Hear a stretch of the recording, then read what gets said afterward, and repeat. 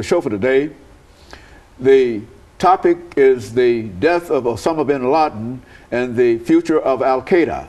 And of course, we have with us to talk about this topic Dr. LMadu2. Now, Dr. LMadu2, you spoke in reference to an official government that might have been aware of the presence of Osama bin Laden in Pakistan. But let's move on and to wrap that up and talk about leadership and some of those individuals who are left behind since the assassination of Osama. Yeah, like I was saying, I suspect, General Hamid Gul, and Aslam Beg probably, have some to do with Osama bin Laden being aborted bad. Knowing fully well that that location is what you might call a military city, really, because it's close to the most prestigious military academy in Pakistan.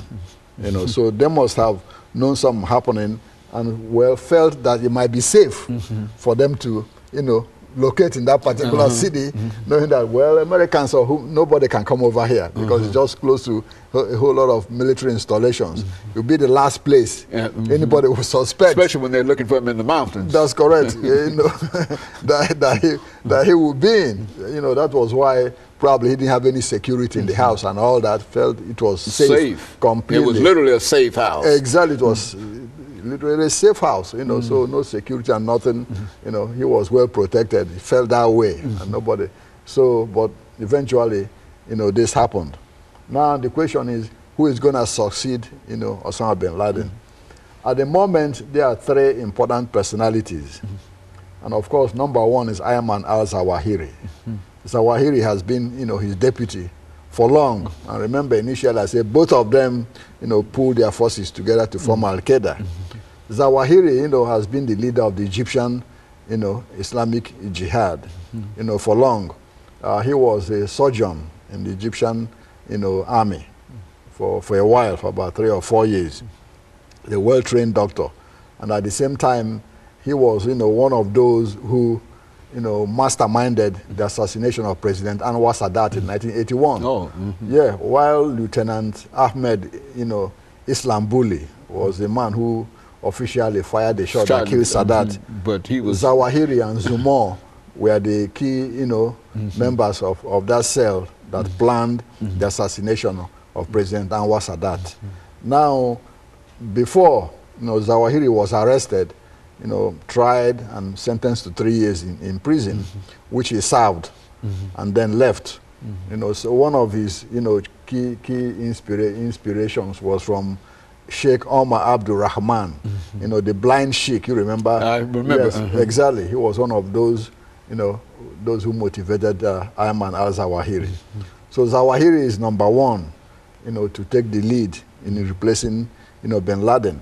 But from what we've heard and read, he is not too popular with, the rank and file of the Al-Qaeda operatives because he's from Egypt. And they say, well, he's very abrasive and all that. I guess maybe because of his education, he thinks, he doesn't need to talk to, to everybody. To everybody like bin Laden. Bin Laden had more charisma and grassroots, connections with the rank and file of Al-Qaeda. But in my own opinion, Zawahiri will likely emerge as the leader. He is more experienced, more chiseled, and he's a veteran of this kind of warfare, having been around for a while. He's about 59 years old now. The next person in line will be somebody they call Anwar al-Awlaki. Yeah, Al-Awlaki was born in the United States here in Las Cruces, New Mexico. He went to school in the University of Colorado and all that, and then went back to Yemen, where he is now. He is the leader of the Al-Qaeda in the Arabian Peninsula. Well-educated, intelligent, and has some charisma, like bin Laden. What might be counting against him, is probably his inexperience, compared to Zawahiri and the rest. But what will be working in his favor is that those from Yemen and Saudi Arabia think whomever should be the leader of Al-Qaeda should come from that area, given the fact that they believe that's the center of Islam, Saudi Arabia, Yemen, and all that. So that might be working in his favor. But in terms of experience and what you call gravitas. You know, Zawahiri, you know, comes as the leading contender. Now, the third contender is the guy who is currently what you call the caretaker of Al-Qaeda, Saif al-Adel. Adel was, you know, a former special forces officer in the Egyptian army. He